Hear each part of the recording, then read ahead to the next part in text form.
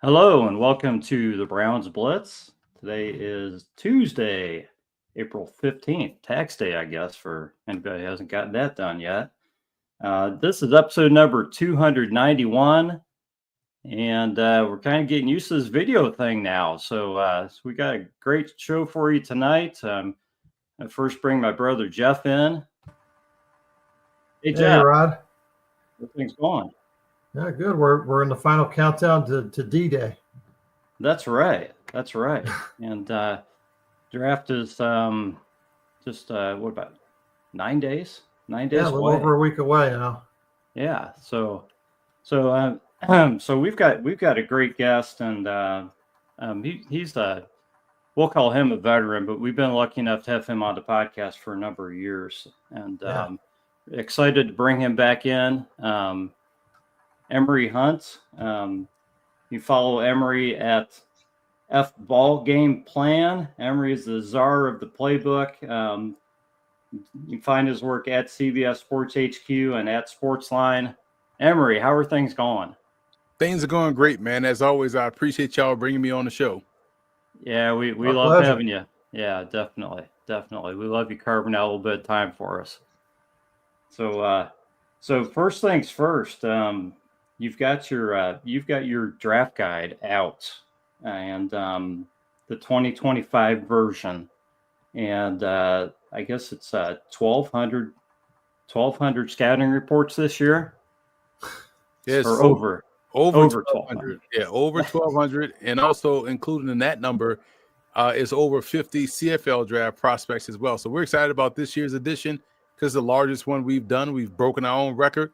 But it's cool because, again, you get a good gauge of who's out there, what's out there, and how good and deep the talent is. And folks that have purchased my draft guide from 2020 to now will be holding over 5,400 individual scouting reports at their fingertips. So they can go get that at footballgameplan.com/2025 draft guide.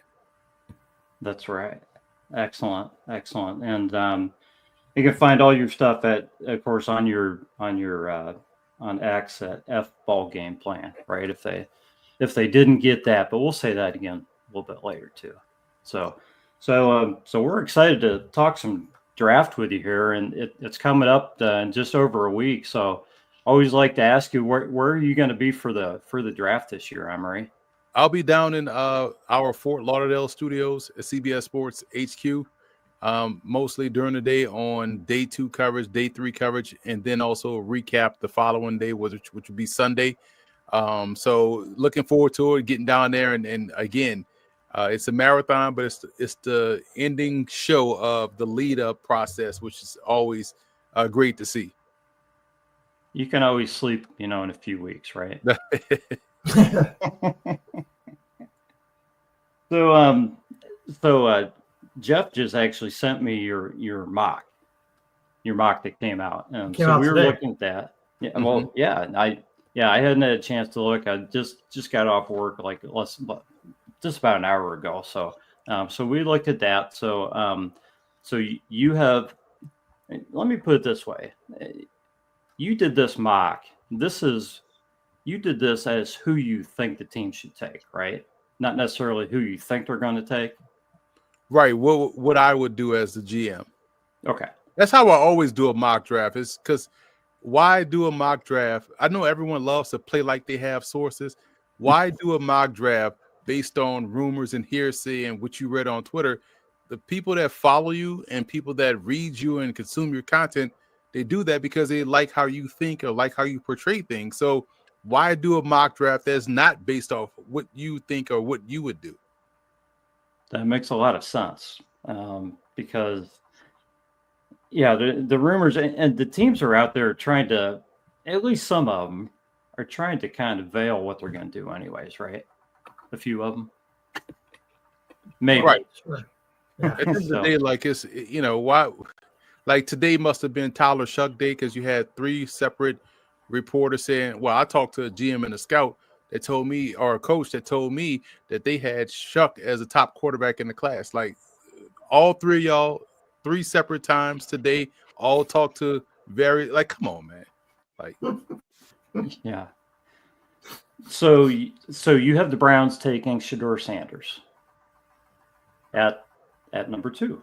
I don't think you had any trades in this, so you just I had a few trades in there. I just to spice it up a little bit, but yeah, but yeah, have them taking Shedeur number 2. And I like your reasoning, Emory. I mean, why not take a quarterback when we desperately need one? And he is NFL ready, right? His floor is the highest, and like I said in the article, it's the most pro-ready quarterback since Andrew Luck. And people bristle at that because they don't like Dion, and they're taking their disdain for him out on his son. But if Jackson Dart had Shedeur Sanders tape, people would say he should go pick number 0. Like just the draft starts at 2. You know what I'm saying? Because look at just the football part. Shedeur is concise. He's accurate. He's consistent. He shows up in those situational football moments that you expect quarterbacks to show up in. Every time we tuned into a Colorado game, we saw them backed up, on the scoreboard. And also sometimes, they need to go 98 yards to tie the game. And they go 98 yards and tie the game. You know what I'm saying? Because this dude is ice cold in the most crucial moments. And last year, all you heard those same folks say, oh, well, you got to play well from the pocket. You got to be able to stand tall in the pocket and work within the pocket. You can't really go off script. It's about playing in the pocket. Now, this year, it's about you got to be able to play outside the pocket. You got to be able to go off script. You got to be able to do which one is it? Like, I can't keep pat up. The ball. Can't pat the ball. He takes sacks. It's like, and he doesn't have a strong arm. I don't know if he could play in the cold. I guess Colorado is right next to Puerto Rico. I just don't get the reasoning these folks have. I'd rather folks just come out and say, you know what? I don't too much care for his dad, so I don't like his son. I'd be like, you know what? I respect that. At least you're honest. Because if it's about the football, it makes no sense. Especially when you look at Cleveland's depth chart. It literally is a plug-and-play fit. Yeah. What's interesting, and I guess that's what makes this the silly season, right, is that at any point during last football season, if you'd ask the Browns fan how they would like to have Shedeur Sanders as their quarterback next season, I think universally we all would have said, man, that would be great. We would love to be in a position to get him. We don't think we'll be bad enough to get him, right? And then all of this, like you said, starts to come out between the end of the football season and draft day, where it's really more about tearing players down, finding their weaknesses, right? And we start to hear all that chatter, and we lose sight of, hey, what really is our team's number one need? And the number one need is a long-term quarterback, right? Yeah. Now the main question is anybody good enough to take it to? Right. Yeah. We don't think anyone's good enough right now. Yeah. That's pretty funny. Yeah. So we'll get back to quarterback a little bit, but I wanted to ask you about running back and the running back room for the Browns, and because this draft class is loaded with running backs, but you've probably got 150 of them in your guide, I bet, if not more. So, anyways, the Browns, we hear that Nick Chubb is probably going to be signed, but there's nothing sure there. Okay, so I guess my question is, if you're looking at this draft two different ways, the Browns just having Jerome Ford, or the Browns having Jerome Ford and knowing that they're going to sign Nick Chubb at some point, what players would you see as the best fit for the running back room for the Browns going forward? You're more or less having a chance to build this running back room, because Jerome Ford is in the last year of his contract too. Yeah. And you need somebody to replace Nick Chubb or be that primary back at some point going forward, even if it's not this season. So what would your thoughts be as to how to look at this draft as far as running back for the Browns? We could probably see the Browns maybe triple down on tailbacks in this class, or definitely be in the market for a high-level priority free agent once the draft winds down. Because when you think about, we may see two running backs going round one, Ashton Genty and perhaps Emory and Hampton. Could even potentially see three That's where it gets a little bit tricky if you're the Browns, because Travion Henderson, to me, has first-round talent and could potentially go in the first round, whether it's by a team like Denver or a team with a trade back into the first-round situation, perhaps even the Browns, because when you get a guy like him, he has the ability to hit the home run. He's great in pass pro and has gotten better every year, has the vision, all the things that you want to see in the running back half. So he could be one guy that could be a potential answer. And even if you do sign Nick Chubb, you still don't know which version of Nick Chubb you're getting. Now, it's hard to count out Nick Chubb because how physically gifted he is in terms of, how he takes care of his body. But we saw last year, although working back from the injury, he wasn't really the same, which is why they felt comfortable letting him go test free agency. But outside of that, you got Damian Martinez, maybe on, late day 2. That's an option. You also look at somebody like Ollie Gordon, another big physical back. Those are your type of foundational guys. Jaquindon Jackson on day 3 out of Arkansas, a big back that has good vision, good footwork to help keep your offense on pace. And you compare those up with some of these speed guys like a Land Larison out of UC Davis, or like a guy in Marcus Yarns out of Delaware. Guys that can be the Pierre Strong type, that can be a good complement to a bruiser back. So there's an assortment of options and pathways the Browns can travel down to accomplish their goal of replenishing, restocking, retooling this running back room. Nice. Yeah. Hey, Emory, I've seen Devin Neal out of Kansas comp to early career Kareem Hunt. I don't know how you feel about that, but that worked pretty well for us back in 2020 as the complementary piece to Nick Chubb. Do you see that same kind of fit? I don't see him as a Kareem Hunt type. I do see him as someone that does have the ability to affect the game on both sides of offense, as a receiver and also as a run. I think Hunt was a little bit more physical. Neal is the one that'll try to make you miss. He'll slip out a couple of tackles. He won't physically impose his will on defenders. But he's a very good back. He's well built, 5'10", 215. Good elusiveness, good ability as a receiver. We saw him just be a tremendous threat in that Kansas backfield. So again, you're talking about running backs like him. You're talking about guys like Phil Maffa, who's a physical presence, more of a goal line bruiser. These type of guys. This backfield class, Khalil Mullins of Michigan, Donovan Edwards. So this draft, to me, at the running back position, reminds me a lot of the 2017 class that had a bevy of backs: Fournette, McCaffrey, Dalvin Cook, Tariq Cohen, Joe Mixon, Samaje Perine, Jamal Williams, Aaron Jones, Tariq Cohen. Like there was a bevy of backs in 2017. Yeah. I don't think we're going to be too disappointed no matter who we come out of this draft with. Yeah, that's how it seems. So Emory, the Browns have obviously a choice at 2. And everybody's divided on this. It really doesn't matter. The Browns are going to do what they want to do, whether they take Shedeur Sanders. There's a lot of talk about Travis Hunter. Some of the other talk is starting to fade a little bit based on some of the moves the Browns have made.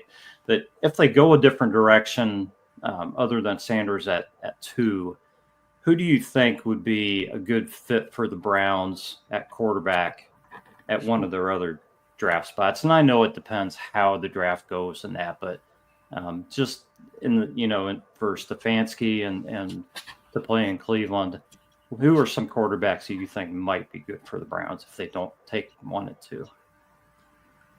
I mean, it's hard for me to wrap my head around that question, because that's just like the most egregious mistake. But in order to play in Cleveland, you got to have a certain level of mental toughness and being able to work through adversity. And there are only 2 other QBs right now that are options to do that outside of Shedeur Sanders and Cam Ward. Jalen Milroe, because of how he worked through things at Alabama, how smart of a kid he is, winning the academic Heisman. Shows you he's able to stay focused on the most important task while also being highly effective as a football player. Taking care of his business in the classroom, getting better on the football field. And another one is, very much built for Cleveland is Brady Cook out of Missouri. We've seen him burst onto the scene with an upset win in his first start, I believe, against Arkansas in 2021, when they couldn't stop him on third downs because he kept scrambling and picking up yards with his legs. And then we saw him this year playing the entire season banged up, but we saw him, get knocked out of the Auburn game, carted off, and then comes back in the game and leads them down to a victory. So Brady Cook is someone that is battle tested. He's built for the moment. He rode the wave of adversity and success at Missouri. Those two guys, to me, fit best in Cleveland in terms of what they can do because of how they've handled their college career. Things wasn't always great, and things will not always be great, which is why I like the Shedeur Sanders fit in Cleveland. I like a Cam Ward fit in Cleveland. I like Milroe and Brady Cook because of how their careers went. Everything wasn't laid out for them perfectly. You got to go through some stuff, and they did that and came out on the other side and was really and look, and their tape looks like guys that are ready to go and play in the NFL. Sounds like you're expecting our rookie quarterback to play a lot of games this year. Well, I mean, I know people are fawning over the Flacco nostalgia as if he didn't throw 7 picks in that playoff game. Something like that. So Flacco's going to start probably, and Kenny Pickett is going to play himself out the role because, as Pickett just stays banged up, and so you can't really depend on, him. Another guy that's kind of mentally tough I want to mention is Quinn Ewers. But again, same thing with Pickett. Like he stays banged up. Like you got to be able to be available. And we saw the mental toughness you had to have if you're Quinn Ewers, knowing that everybody wants to see your backup, and all you do is go out there and lead your team to back-to-back playoff performances. He gets to the postseason to keep Arch Manning on the side, knowing that's what everybody wants to see. So to have that right there in your face constantly and being able to function through that, knocking it out the way, I don't mind Quinn Ewers either. Yeah. That does say a lot about his toughness. Yeah. Yeah, cool. Hey, before we move on to a couple other players, Emory, I just want to go back to your mock real quick. There's a couple things I'd like to highlight that I thought were really fun. Number one, you have the Raiders taking Tet McMillan with the 6th pick, which is very un-Raiders-like. Taking a guy who could play in the first round and not reaching. But what that did was it freed up Ashton Genty to fall to the Bears, which I absolutely love the thought of Ashton Genty and Caleb Williams reinventing that offense in Chicago. I think that'll be really fun to watch. And then the Jags trading down to with Carolina, swapping defensive line players. I thought that was a brilliant move. And the last one, with your permission, I would just like to read what you wrote about Donovan Jackson going to the Bengals with the 17th pick. You mentioned about how he made himself a bunch of money this year by playing guard and tackle. And I thought this was hilarious. She said, having the ability to play guard or tackle is worth its weight in gold. Having that ability for the Bengals is worth its weight in plutonium. That's hilarious. As a Browns fan, we love anybody who rags on the Bengals, Emory. We did a video mock draft on CBS Sports Network, I want to say 2 days ago, and we had a situation where Amon Minbu fell to the Bengals, and Mike Renner was like, "Oh, this is a no-brainer going up there. They need an offense." I said, "Man, I agree with you, Mike, but I find it fascinating. We can identify that the Bengals need an offensive lineman, and it's a no-brainer. Then why can't we use that same logic for the Browns at number 2 needing a quarterback. Like it defies logic. Like it is right there. Right. You know what I'm saying? But yeah. And the reason why I did the reason why I did the and this was my thought process. I appreciate you asking me that about the mock, right? Because all the mock people start to see too many mocks and they start to believe this is what's going to happen, right? So it's like a self-fulfilling prophecy. But my thought is, okay, if we're doing the mock draft like this, and you see Abdul Carter starting to fall, you know Carolina needs a pass rusher. Jacksonville could have stayed there and taken him, but do you really want to kick Trayvon Walker inside, who's starting to continue to grow in the right direction as an edge? Do you want to have that much money invested in edge rushers, knowing you need a defensive tackle? So if you know you need a defensive tackle and you know Carolina is desperate, swap picks, pick up some assets. You still get your guy while they get what they want, and you don't have to force the 5th pick when you could have got, the whole better value, right? And so that's why I did that. And with the Raiders, everyone's like, oh, they got to get Genty. Like, man, have you looked at their receiving core? Like they need a receiver too. You know what I'm saying? Everybody says it's a deep back class. Okay, cool. Yeah. Let's wait on the back and let's get one of the top guys, if not the top guy right now while we can. Yeah, that would actually shock me if the Raiders did that, but it's just because of their history. But I like it. So hey, you also have a favorite player of mine, Josh Connerly Jr. out of Oregon. You have him going number 28 to the Lions, which I'm sure would disappoint pretty much almost every Browns fan because that's who we would like to see there at 33 for us. Interestingly, you have him going ahead of Armand Bamboo and Josh Simmons, so that tells me how much you think of him as well. When the Browns get when this draft gets to number 33 in your mock and the Browns are on the clock with who's left there, obviously our needs are left tackle, free safety. Who do you like for us there? I mean, I would love to have Connerly. I'd love to have one of the top safeties.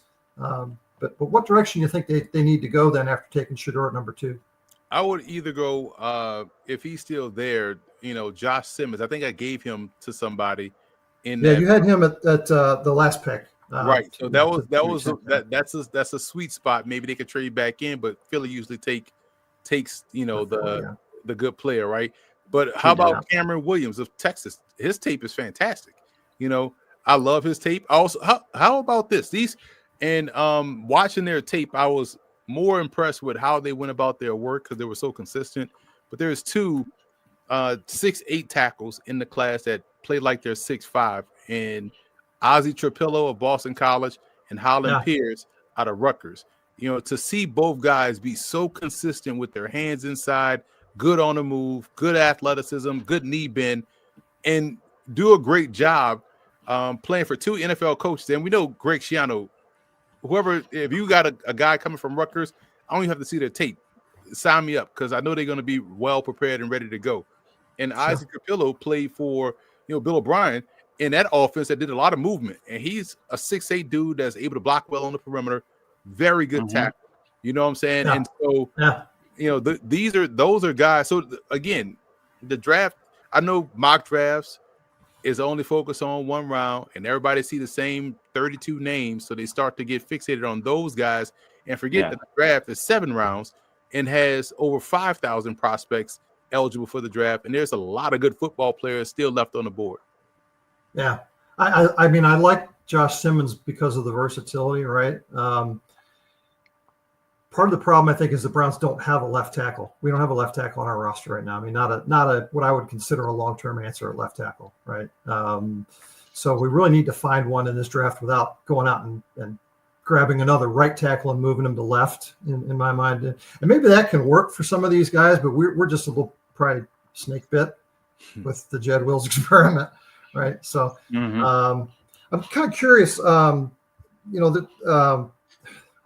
Wyatt Millam, a few months ago, was sort of in the first round conversation as one of the top tackles, and then he went and played guard at the Senior Bowl.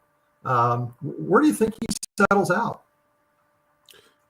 That's a great question. I would probably say if a guy goes and plays that, at the Senior Bowl, he's probably got a bug in his ear from scouts saying this is where we kind of project you to be. So start getting some reps there. It's almost like when we saw Gray Zabel get a lot of reps at center. You know what I'm saying? And it's like, all right, well, I guess he's going to be there, but I kind of like him at guard. You know, so it's weird. So I think having the versatility and flexibility gives you more value, especially if you're able to show that you can do it.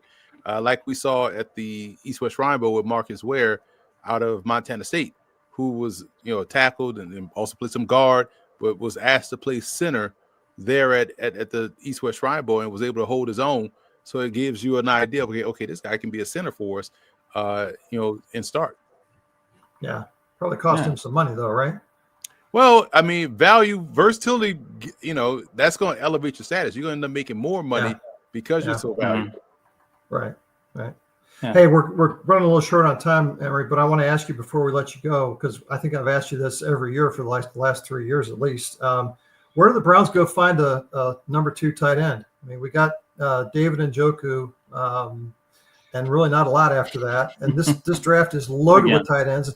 I've been screaming for a tight end for years now. We just keep passing on that. There's an awful lot of really nice looking tight ends in this draft, depending on how high you want to take one, right? Yep. What do you think of some of the later tight ends? Like, and I know, the second tier, Mason Taylor, Elijah Arroyo, Terrence Ferguson are the real athletic guys, right? The second tier, if I'm looking for a number 2, I've already got that real athletic guy. Throw out some names: Mitchell Evans, Luke Lachey, and Jackson Hawes, the road grader. Which guy do you see fitting opposite David Njoku in our system? Knowing we're going to probably be a lot more heavy this year. Hawes is the best blocker, arguably, out the bunch. And that's the one that kind of complements Njoku well. If you wanted the flex guy, Brenning Stool from Clemson is a fantastic receiver. And if you're looking for someone that is underrated, Ben Urasek, people forget how great of a receiver he was at Stanford because he transfers to Georgia and all they asked him to do is block. So he improved on his blocking, but people forgot how good of a receiver he is. That's another one I like. I'll give you a small school guy, which is who stood out to me over the course of the All-Star circuit. And a cool story was Mitchell Van Voren out of St. Norbert, Division III program, 6'4", about 250, fluid athlete, catch the ball really well. At the College Gridiron Showcase, I'm watching him win one-on-one versus FBS guys, and I'm like, wow, this guy is a tremendous athlete. He's moving fluid. Maybe I'm just on this All-Star game high, right? And so when I go back to the room to dig up his film, I see that he only played one season at St. Norbert, and he had 500 yards and 10 touchdowns, right? I'm like, damn, we only played 1 year. Where? That's because he spent the previous 4 years as an all Big East 400-meter hurdler at Marquette. So you have a dude that's 6'4", 250. I can only imagine what that was like. Coming out there and you're like, oh, bro, the shot put over that way. And he out there lined up next to you. You're like, man, I know you know about to run these hurdles. And he just sometimes, all conference splits. Sometimes he won a meet or two. And it's like, wow. So that fluid 400-meter hurdles, that's crazy. So that's one of those guys athlete. Keep an eye on. Impressive. Yeah. Hey, you might have just named the UDFA that makes our roster this year. That's what's been happening in the last few years. Let's hope. Hey, Emory. You kind of went over 2 and 33. If you were to fill in the Browns maybe next 3 spots in the draft, the 67, 94, maybe 104, how would you like to see the Browns fill that out? I'm thinking a lot of offense, but what direction would you go if you were the GM? I think the Browns have a lot more talent than people, but don't understand. They don't give them enough credit for. Getting Joe Tryon-Shoyinka is a fantastic free agent signing. Like, that's a untapped resource as a pass rusher. So I would like to, especially if they go Shedeur Sanders too, then find him weapons, running back, load up on another tight end, get another couple of receivers, there are going to be some guys, probably preferably one of his guys, maybe a LeJontay Wester or something like that, Jimmy Horn, which both guys actually enhance your return game. I would like to see them go running back, receiver, tight end. You always going to need some off-ball linebackers just in case guys get banged up, go through the ringer. There's, a bunch of these. I think this is one of the better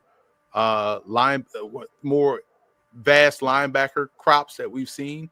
Another small school guy to keep an eye on, Hector Johnson out of Endicott, was a hand in the dirt defensive end, Division III Endicott up in Massachusetts, but he's going to transition to an off-ball back. He's only like 6 feet 230, but he can move. He has great change of direction skills, good fluidity. So he's going to be a very good linebacker, a good run and chase backer. So I would like to see them go that route. Always add a corner, because you can't have enough guys out there to have length and athleticism.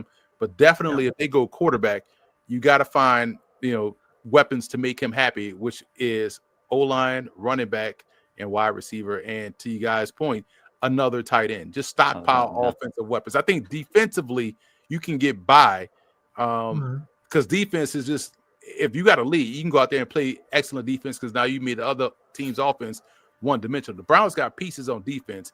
Offensively, it's about, can they get the quarterback to raise the level of play of what they have on offense. I think if you go quarterback at 2, i.e. Shedeur Sanders, you have a chance to really become a factor in the AFC.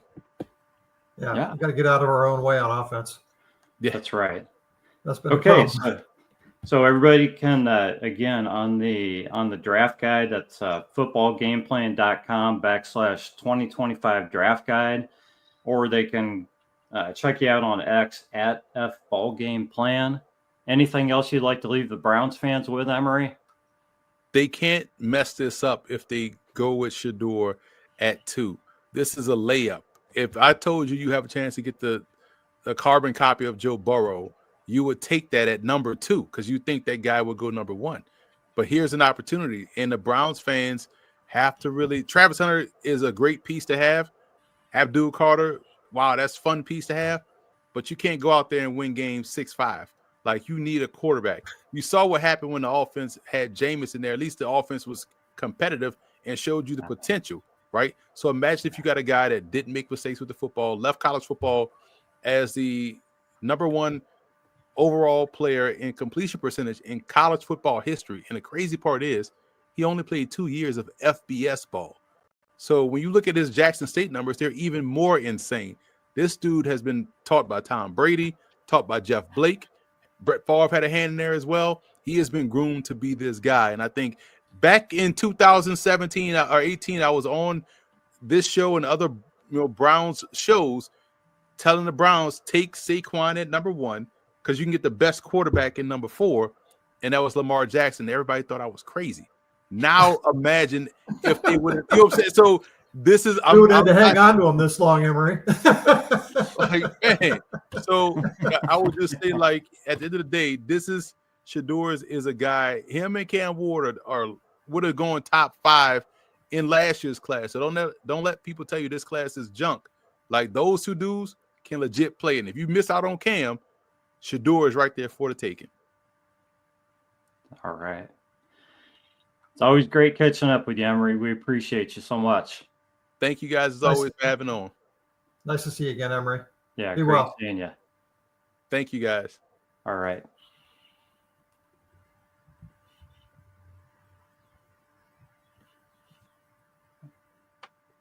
Well, I guess we're going to have to adjust our expectations now, huh? A little bit. Yeah, well, the thing is, we've been told Travis Hunter now for the past couple weeks, and Right. I think that's what a lot of people are expecting. Right. And I just, like you said, it is silly season. I don't think you can listen to any of the noise. I think the Browns have been very good at keeping things quiet. Mm-hmm. at letting people kind of think what they want, at just kind of letting stories develop and not really, and not saying anything about any of it. They've talked to just about every player who could go top 15 in this class, I think. So yeah. So I don't think we know what's going to happen. Right. I mean, it kind of like we talked about with the mock last week, Abdul Carter. You can't argue with a top 5 pick. No matter who we end up with, if we stay at 2, we're going to end up with what should be a premier type player. Yeah. And if it ends up being a quarterback and he turns out to be a premier player, everybody will be through the roof excited. If he goes out there and shits the bed, then we're all idiots, right? Right. Whoever that player is, right? So that's the fear. The fear is that they're going to screw this up somehow. I think the fan base is afraid of that all the time. That no matter what we do, it's not going to work out well. Mm-hmm. Well, you still got to play the game, and I'm talking the draft game. You still got to put a team together. You still have to take chances. There are no sure things in the draft. There are no sure things when you sign free agents, and there are no sure things in games. So these guys have to do their best, and at least it feels like they have checked all of these players out. Right. Like they have spent a ton of time on this, it seems like. Mm-hmm. So you want to feel like whatever direction they go, they've put the right amount of thought into it, or as much as possible into it. Yeah. Yeah. So whether you agree with it or not, you have to feel like they didn't just, ask some homeless guy, right? Right. Yeah. That the right amount of preparation's been done, and that there's a reason why they made the pick, and that they weren't just doing it because they felt like this is the pick we've got to make. Right. And that's all I've asked through this process is I don't want them taking a quarterback because they feel like they got to take a quarterback, even if he's the 30th best prospect in the draft. Right. And not a guy who you really like or can fit your system, but always the best quarterback. Yeah. Man, if they like him, I got no problem with them taking the quarterback. Yeah. I mean, there are problems with all these 3 guys. Abdul Carter, it's now there's question, people worried about the injury and his size and how often is he going to be on the field and what position is he going to play. Well, in reality, probably none of that stuff's going to matter. He's probably going to be a great player. Yeah. Right. Travis Hunter, does he want to play wide receiver or cornerback? Is he going to be mad if he only plays one? The guy's probably going to be a great player no matter what. Right. Right. And if they take Shedeur Sanders, hopefully it translates to the NFL and he ends up being a good player for the Browns. I mean, what else can you say? Yeah. I mean, you're going to have to get behind it no matter who they pick. Right. Because that's what we do as fans. So we can talk ourselves into any of those players. I think for me, the desire to trade down for more assets is strictly because I'm greedy. I want us to get a whole bunch of good players out of this draft and have a better chance of not screwing something up. If we take a bunch of players slightly later in the draft, the chances are better that we're going to come out of it with some really good players versus maybe one awesome player and one okay player. Yeah. I mean, the more top 100 picks, especially, right? Right. Yeah. As a fan, I could be greedy like that and say, for me, the perfect draft would be to fix every problem, in the draft. But realistically, you're not going to do that. Yeah, it's not going to happen.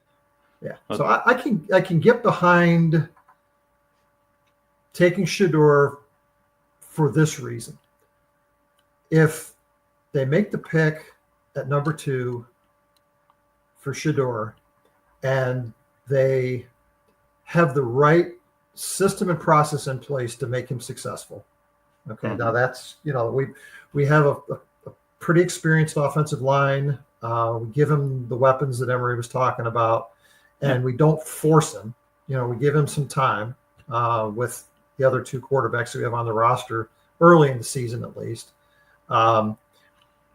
We are now committed to a franchise quarterback for 5 years, which means we should be committed to a regime for 5 years.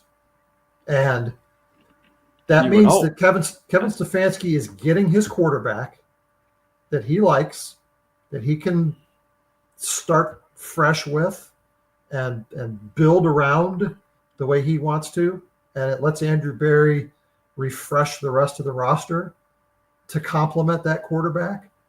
And, if all of those things line up, it means that they've actually had a chance to do it right for once. To take the quarterback that they believe in and make all those other things happen. And for me, as a long-suffering Browns fan, I'd love to see that happen just one time in my life, where they actually, had a long-term plan like that and saw it through. Yeah, and and that's something we really haven't talked about. This whole idea of Stefanski and this regime, and and Jared brought it up last week, about this being year 1 for these guys, more than and I think we talked about this a while ago, that it just plain didn't make sense to keep these guys around for 1 year and to give them this draft capital. So I think we kind of felt that way. Mm-hmm. But you wonder if with the number 2 pick, if there's more of a desire to take a quarterback, because taking a quarterback think about this, taking a quarterback with this regime now gets the clock started. Whereas if they don't take a quarterback and they take a quarterback at 67 or even later, you're kicking the can on the regime another year. That's true, essentially. So you wonder if that's part of the equation, part of the discussion, or at least somewhere in somebody's mind that we're going to do this, but you guys need to bring a quarterback in who's going to be your guy. Right. And that could even be, that could be somebody at 33, I guess, in theory. Yeah. I think you get past that. Right. If you take a guy later in the first round, it's a guy that you're probably not expecting to play much right away, at least not for a while. Right. So that probably still just pushes you into next year. But you're still in that 5-year. Well, you're still in that 5-year window, with a guy. Whereas if you're, if you draft somebody, whoever, any of those other guys, Kyle McCord or somebody in the, third or fourth round, you're not necessarily vested in him. You're using capital on him, but you're not saying that this is my guy. You're just rolling the dice. You're hoping he does well, but you're not putting all your, you're not putting all of your hope into him as your franchise guy. So we do that. We go, all put all our eggs in the Shedeur basket. You have to believe that they want it. They want that to be their guy, and they're going to invest around that happening. If they don't do it, then it tells you that they didn't believe in him. So you'll know by the time that second pick rolls around how they view Shedeur, and who's right in this equation.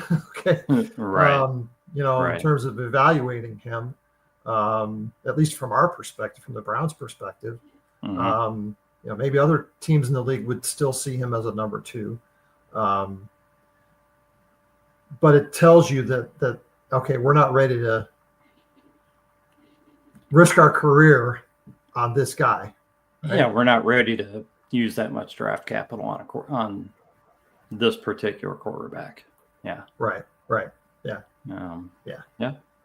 So yeah, it's going to be fascinating to see how that unfolds, and whether the Browns stay there and make that kind of a commitment, or whether they do. In my mind, the much easier thing to do would be to trade down for more assets and just collect really good football players in bigger quantities and try to make this team really solid. But like Jared said last week, he said Browns don't want to be good; they want to be great.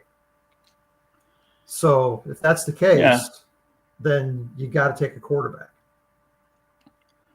Yeah, I think a couple things there. You can take if you want to be great, rather than good, you can take the quarterback, or you can be looking at the trade down that keeps you high enough to still get somebody that you deem as a great player, and add capital for 26 because you feel like that's when you're going to go for your QB. Whether that's a smart move or not is to discuss later. Right. That's another show. That's another show. But yeah, trading from 1 down to 10 to add, a second and a 4th rounder. I don't know about that. But if I can pick up a second, a second rounder or a 3rd rounder this year and a 1st rounder next year, from somebody I think is not going to win a ton of games this season, right? That becomes a little bit easier deal to think about, especially if you like some players that might be around in that range. In the quarterback class next year. And the quarterback class next year, and the draft this year, to where you think you're still going to get a guy that can make a difference for you this year. Yeah, right. There's a lot of ways to look at it, and I'm sure the Browns will run 5 million scenarios. They probably already have. Yeah. So, Jeff, you mentioned some news. Yeah, well, just a couple minor things been going on this week. The Browns signed Julian Okwara. So Okwara is a little shorter than Okoronkwo, so whoever sews the name on the back of the jersey will probably save a little time. But this is the 3rd guy now that the Browns have on the roster of the Abdul Carter body type, which I think is kind of interesting because we've seen them do this in the past, right? Where they just stockpile a particular type player that are almost carbon copies of each other, right? Right. So now we've got 3 guys like this that would be your 3rd down designated pass rush specialists. Does that mean that Abdul Carter is off the table, or does that mean that we're bringing all these guys in to find a backup for Abdul Carter because that's our defensive game plan going forward? Okay, I guess it depends on whose article you read. Are we carrying 7 defensive ends next season? Realistically, one of those guys is going to make the team, right? Maybe 2, but more than likely 1. Yeah, So it's just fascinating to see how they're stockpiling certain positions right now, and completely ignoring other ones. So they also had Rayshon Jenkins in, veteran safety. Could be this year's Rodney McLeod if they do come to an agreement with him. They haven't yet. I think it's good to have a veteran safety. I agree. Rodney McLeod was one of the most valuable players on the defense last year. I thought, stepped in when other guys went down and played pretty well. That's the kind of guy you want to find. Yeah, particularly if you are going to be drafting a guy to play free safety, who you think is going to be a free safety of the future. A guy like that could be invaluable to have on the team. Yeah. Both to play and to kind of do a little bit of mentoring. Sure. Yeah. And then the last bit of news is, it's kind of been all over the place that Derek Carr has a shoulder injury that's been lingering for a really long time. And sounds like now he might have to have surgery and could potentially miss the 25 season. We talked quite a bit about Derek Carr a few months ago, saying that, that could be our bridge quarterback if we could put something together with New Orleans. And, like I told Jeremy, sometimes the best moves are the ones you don't make. Right. So Derek Carr is probably not going to play this year, which means that the Saints are probably going to be in the market for a quarterback as well. So that just adds another team to the mix in terms of what quarterbacks will be available later in the draft. The Saints pick where, like, what, nine or eight or nine, like eight or nine, something like that. Yeah. Let me see here. Yeah, and I'm not sure who else they have on their roster. I don't know if they have anybody. Yeah, I can't say I know the Saints roster. They pick 8. Okay. No, Saints pick 9. Excuse me. Yeah, 9. Okay. So yeah, a couple things. I mean, would the Saints be willing to throw a boatload at that number 2 pick? Is one question. Right. Would they be willing to, maybe trade for a quarterback that we have on our roster already? I don't know who the Saints have on their roster, without digging that up. But it could open some options. I mean, it's funny. I can laugh about us trading a quarterback like we are at such a spot of strength right now in the quarterback room. But right. I mean, people are so upset with Kenny Pickett coming in. Maybe we could recoup a 5th rounder, and draft 2 quarterbacks and go with Flacco and 2 rookies. But that's probably not going to happen. But right. I think the swap from 2 to 9. I mean, the Browns would have to get quite a bit of capital, I would think, to drop down to 9. Yeah. And they would also have to not think that Shedeur is their guy. Right. So the Flacco signing actually happened after we recorded last week. So we really didn't talk about it. Well, true. I mean, so for me, I was of the belief that there was no rush to sign a veteran quarterback. Apparently, they wanted to make sure that the Steelers or the Vikings or somebody else didn't go get him because they put that much value on a 40-year-old guy. 40-year-old, who really didn't play that well last year. Right. Right. And just like Emory said, through 2 pick sixes in our last playoff game. I was a bit surprised that they pulled the trigger on that so quickly, but it did tell me a couple of things about where they see the quarterback position.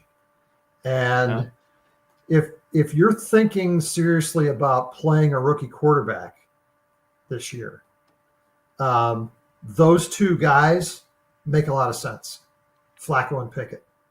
If you're really expecting to play a rookie quarterback, okay, if you're picking a quarterback and shelving him and bringing him along slowly, you could make a case for Flacco, I guess, as a mentor, but maybe, he's coming here because he wants to start, and right. Pickett came here because he wants to start traded, but he said he wants to start as well, right? So both of those guys want to start. They don't want to be mentoring a rookie and developing a kid who's going to start next year, and so it tells me that the Browns probably think that whatever quarterback they draft is going to play quite a bit late in the season.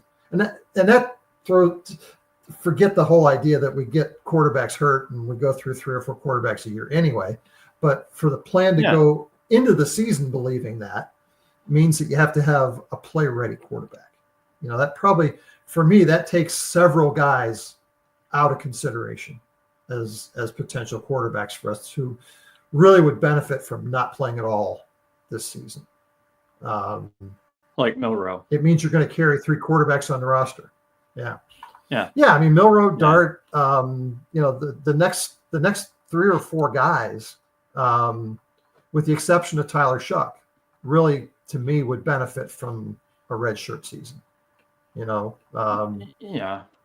If so, it means Sanders, Shuck, and then maybe 1 or 2 guys later. McCord, like you said before, would be guys that would be ready to play this year. But other than Shuck, who do you really see as a long-term answer?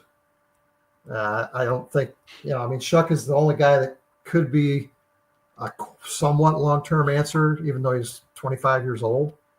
You could get 10 seasons out of him if he really reached his ceiling. Maybe, right? What's the most seasons we've gotten out of a quarterback since '99? Yeah, it's probably Tim 5. Couch. Probably 5. 4 or 5. Yeah. Yeah. So I guess we really shouldn't look at the age of guys. With Chuck, it's probably more his injury history and things like that are a concern. But but yeah, I mean, the age is kind of a negative. But yeah, I mean, we really think the next guy we take is going to play here for 10 years. I mean, sure, we hope that things get better and that happens. But yeah, man, I'd love to have a quarterback here for 7 years that could play well. Yeah, it'd be pretty cool. I think even Bernie was here that long. Oh, I know. It just doesn't happen. We just don't get guys like that. You're right. I don't know if Bernie played here that long.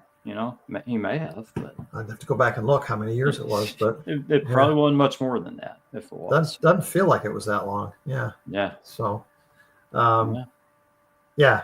So anyway, I think it starts to narrow down the options for who we're going to see as that rookie quarterback. I think so. For the way it feels now, it's probably one of those 2 guys. They're either going to take Shador at 2 or they're going to take Shuck somewhere later. Yeah, could be. And and Shuck, depending on who you listen to, could go anywhere from 15 to 6th round. I think the latest I've seen is like 4th or 5th, but 4th or 5th. Yeah, I was exaggerating a little bit. Maybe he could go anywhere in the draft. Yeah, depending on what teams feel about his age and where his ceiling is and so forth.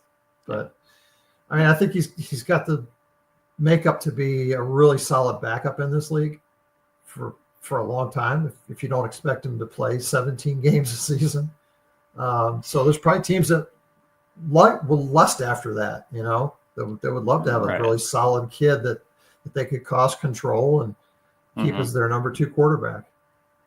So. Yeah, odds of him falling probably beyond the 3rd round are pretty slim. Yeah, because he does play quarterback. That's right. So yeah, very interesting. So right. Any other news? Go ahead. No, that's all. That's all I had on the news front. So we have one more show that we're going to do before the draft, right? We believe so. Yeah. We're expecting to record sometime this coming weekend. Yeah. So we'll put something out on that when we know when that's going to be. So we'll see. What changes between now and the weekend. I'm sure things will flip flop 10 times. Before they will, without any true knowledge of what's going to happen. Yeah. Right. But I feel like we've narrowed it down to some really key needs for the Browns, the types of players that we're looking for, and a 1, 2, 3 option in each of those areas, Mm-hmm. that we can pretty confidently say there's I think a fairly good chance that at least some of those players are going to end up being drafted by the Browns at this point. Who